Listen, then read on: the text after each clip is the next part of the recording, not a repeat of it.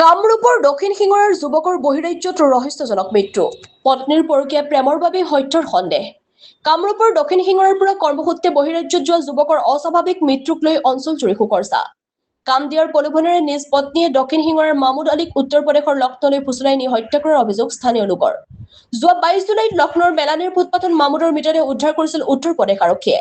শান্তশিষ্ট স্বভাৱৰ মামুদক পত্নী সাজিদা খাতুনে নিজৰ পৰকীয়া প্ৰেমৰ বাবে হত্যাৰ অভিযোগ স্থানীয় লোকৰ। পত্নী সাজিদা খাতুনৰ উত্তৰ প্ৰদেশৰ লক্ষ্ণৌৰ মেলানীৰ নাবিদ খান নামৰ যুৱকজনৰ সৈতে আছিল অবৈধ প্ৰেমৰ সম্পৰ্ক। বিগত জানুৱাৰী মাহত নাবিদ খানৰ সৈতে পলাই গৈছিল 3 সন্তানৰ মাতৃ মামুদৰ পত্নী সাজিদা। 6 মাহকাল নাবিদৰ সৈতে থাকি পুনৰ মামুদৰ ওচৰলৈ উভতি আহিছিল পত্নী। যোৱা জুন মাহত উত্তৰ প্ৰদেশৰ পৰা মামুদে পত্নীসহ সপৰিয়ালে দক্ষিণ সিঙৰাৰ নিজ গৃহলৈ আহিছিল। পুনৰ জুলাই মাহৰ 6 তাৰিখে মামুদে সপৰিয়ালে কৰ্মসূত্ৰে গৈছিল লক্ষ্ণৌলৈ। লক্ষ্ণৌলৈ যোৱাৰ পূৰ্বে পত্নীয়ে বন্ধন গোটৰ পৰা লৈছিল 50,000 টকাৰ ঋণ। উত্তৰ প্ৰদেশ পোৱাৰ পিছতে পুনৰ মামুদৰ পত্নী পলাই গৈছিল নাবিদৰ সৈতে। পত্নীক বিচাৰ খোচাৰ কৰি থকাৰ সময়তে উদ্ধাৰ হয় মামুদৰ মৃতদেহ। মামুদৰ মৃতদেহ নিজ গৃহৰ ৰাজ্য অসম আহি পোৱাৰ পিছতো পত্নী উত্তৰ প্ৰদেশত নাবিদৰ সৈতে পাতনি মেলিছিলে নতুন সংসাৰৰ। আজি স্থানীয় বিধায়ক ভৱেশ কলিতাৰ তৎপৰতাত শ্ৰদ্ধাঞ্জলি আঁচনিৰ জৰিয়তে দৰিদ্ৰ পৰিয়ালৰ মামুদৰ মৃতদেহ স্বগৃহ আহি পোৱাৰ পিছতে সৃষ্টি হৈছিল শোকাকুল পৰিৱেশৰ। এতিয়া আৰক্ষীৰ তদন্ততে ওলাই পৰিব এয়া পৰিকল্পিত হত্যাকাণ্ড নে স্বাভাৱিক মৃত্যু। হাজোৰ পৰা কমলাকান্ত দাসৰ ৰিপৰ্ট AIN লাইভ।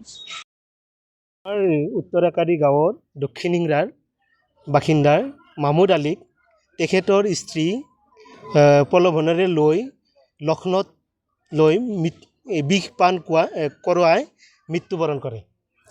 আৰু আমাৰ সন্দেহ হৈছে যে তেওঁ আমাৰ গাঁৱৰ ল'ৰাজনক ফুচলাই লৈ কেনে উত্তৰ প্ৰদেশত লৈ কেনে যোনটো কাণ্ড কৰিলে, বিৰাট লজ্জাজনক ঘটনা, নিন্দনীয় ঘটনা। আমি তেখেতক উচিত শাস্তি দিয়াৰ কাৰণে আমাৰ প্ৰশাসনক আমি দায়িত্ব দিছোঁ। পত্নী হত্যা কৰিছে এইটো নিশ্চয়। পত্নী আমাৰ এখেতক মানে ফুচলাই কেনে কামৰ প্ৰলোভনেৰে লৈ কেনে ইউপিত এই ঘটনাটো ঘটালে। এইটো ইউপিৰ আমি শুনা মতে লক্ষ্ণৌত ফুটপাথত পৰি আছিল। আৰু আমি ফটো পাই আমি যোগাযোগ কৰোঁ আৰক্ষীৰ সহায়ত। আৰু ইতিমধ্যে আমাৰ ডেড বডিটো আমাৰ ঘৰ আহি পাইছে। পত্নী আমি শুনা মতে লক্ষ্ণৌত আছে, পলাতক। এজাহাৰ দিয়া হৈছে। মোৰ মমাই যোৱা 6 তাৰিখে ইয়াৰ পৰা গৈছিলে, অসমৰ পৰা কৰ্মসূত্ৰে গৈছিলে। কৰ্মসূত্ৰে মানে হেৰিৰ আপোনাৰ লক্ষ্ণৌ গৈছিলে উত্তৰ প্ৰদেশৰ। তাতে কাম কৰিবলৈ গৈছিলে। তাৰ যোৱা 22 তাৰিখে আমি খবৰ পালোঁ মানে সংবাদ মাধ্যমৰ যোগেদি যে তোমাৰ মামা বোলে ফুটপাথত পৰি আছে, এইটো ফটো চোৱাছোঁ চিনাকি মানে। তাৰপিছত আমি চালোঁ যে নহয় এইজনেই হয়। তাৰপিছত তাৰে পুলিচ আৰক্ষীৰ লগত যোগাযোগ কৰি আমাৰ হাজো থানাৰ যোগেদি আমি গ'লোঁ। তাৰপিছত সেই ডেড বডিৰ আমি চিনাক্ত কৰাৰ কাৰণে আমাৰ তাতে মানুহ আছিলে, সেই মানুহ পঠিয়ালোঁ। তাৰপিছত আপোনাৰ হাজো আৰক্ষীৰ দ্বাৰা আৰু আমাৰ MLAৰ দ্বাৰা ভৱেশ কলিতাৰ দ্বাৰা আজি আমি ডেড বডি আনিবলৈ সক্ষম হ'লোঁ। ধন্যবাদ জনাইছোঁ। সন্দেহটো মাৰ্ডাৰ বুলি আমি ভাবোঁ। মানে তেখেতে আজি আপোনাৰ যোৱা 22 তাৰিখে গৈছিলে ঘৰৰ পৰা। আজি 15 দিনমান হৈছে মাত্ৰ। 15 দিনৰ ভিতৰত মানে আপোনাৰ যিজন মানে স্ত্ৰীজন পলাতক হয়, পত্নী পলাতক অৱস্থাত আছে। তাৰপিছত মমাই মানে ফোন কৰিছিলে ঘৰলৈ যে মোৰ লগত আহিছিলে, ইয়াৰ পৰা মানে গুচি গৈছে বোলে। 3 দিনমান আগত, যিদিনা ডেট হ'ল 22 তাৰিখে, তাৰ 3 দিনমান আগত মানে তাৰ পৰা গুচি গৈছিলে। গুচি যোৱাৰ পিছত আমি মানে কৈছিলোঁ যে মমাই তুমি আৰু তাতে ঘূৰিব নালাগে, ঘৰলৈ উভতি আহাগৈ। তেখেতে কৈছে মই ঘৰলৈ যাম বুলি কৈছিলে। অতি পৰিতাপৰ কথা। আমাৰ আচলতে বহিৰাজ্যত কাম কৰিব যে আমাৰ প্ৰতিদিনে বুলি ক'ব পাৰি আমাৰ অসমৰ যুৱকে তাত মানে মৃত্যুক সাৱটি ল'ব লগা হৈছে।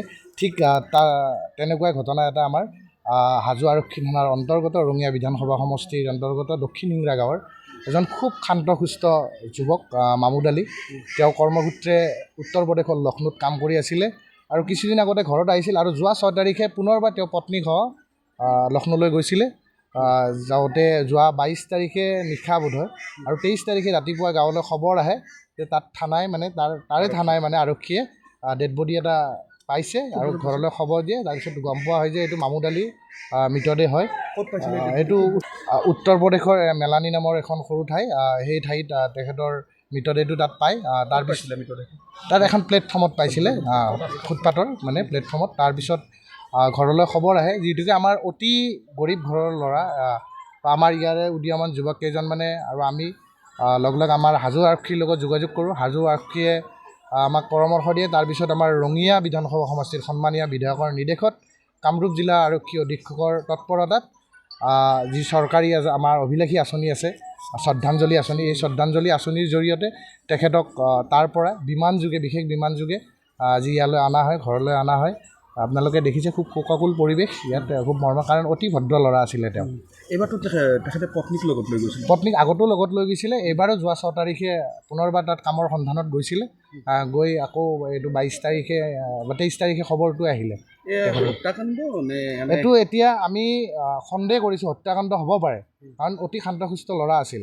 তাতে ছুচাইডো হ'ব পাৰে। এতিয়া আৰক্ষীৰ অনুসন্ধানত আছে, এতিয়ালৈকে আমি এইটো স্পষ্টকৈ ক'ব পৰা হোৱা নাই। আৰক্ষীৰ অনুসন্ধানত গোটেইখিনি পিছত গম পোৱা যাব। এতিয়া ঘৰত ফোন আহিছিলে, ফোনটো কাৰ পৰা আহিছিলে? আৰক্ষী? এইটো তাত আমাৰ আৰক্ষীৰ পৰা আহিছিলে, তাৰ আৰক্ষীৰ পৰা ইয়াত ফোন কৰিছিলে আৰু তাত আমাৰ ইয়াৰ ওচৰৰ আৰু বেলেগ বেলেগ মানুহ আছে তাতে কাম কৰাকৈ, আৰু তেওঁলোকেও খবৰ দিছিলে। ৰীল ইনষ্টাগ্ৰামৰ জৰিয়তে, ইয়াতে গুৱাহাটীতে আছিলেতো আগতে, ইয়াতে বিয়া হৈছিলে, বৰপেটাৰ ছোৱালী আছিলে তাই। বিয়া হোৱাৰ পিছত ইনষ্টাগ্ৰামৰ জৰিয়তে উত্তৰ প্ৰদেশৰ এই যিটো ঠাইত তেওঁৰ ডেড বডিটো পোৱা গৈছে তাৰ প্ৰায় ওচৰতে 50 মিটাৰমান দূৰত এজন ল'ৰাৰ লগত পলাই গৈছিল 6 মাহমান আগতে। তাৰপিছত ল'ৰাজনৰ নাম নাবিদ খানৰ লগত পলাই গৈছিলে। তাৰপিছত গুচি অহাৰ পিছত আকৌ ইয়াতে ৰাইজে বুজালে, থাকিলে ছোৱালীজনী, আকৌ থাকিলে। যোৱা 6 তাৰিখে আকৌ এবাৰ তেওঁক লগত লৈ গৈছে, মানে হাজবেণ্ডক লগত লৈ গৈছে, উইথ বন্ধন এটা নতুনকৈ লৈছে প্ৰায় 50,000 টকা লৈ গৈ এবাৰ তাত 6 তাৰিখে যোৱাৰ পিছত আকৌ সেই ল'ৰাজনৰ পৰা পলাই যায়।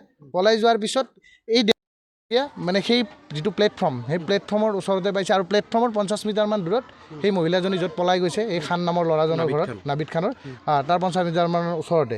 তো এতিয়া সন্দেহ হয় মাইকীজনী হয়তো এইটো পৰকীয়া প্ৰেম, এইটো পৰকীয়া প্ৰেমৰ কাৰণে এতিয়া হত্যা সন্দেহ কৰা হৈছে। আমাৰ হত্যা কৰা বুলি আমি ক'ব নোৱাৰোঁ। পত্নী কাৰোবাৰ জৰিয়তে হত্যা কৰা, তাৰমানে 50 মিটাৰমান ডিষ্টেঞ্চতে হৈছে।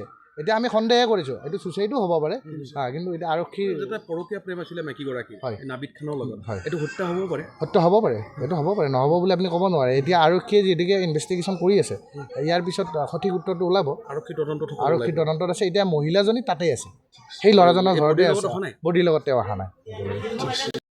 যিকোনো খবৰ আৰু বিজ্ঞাপনৰ বাবে যোগাযোগ কৰক 7896121996।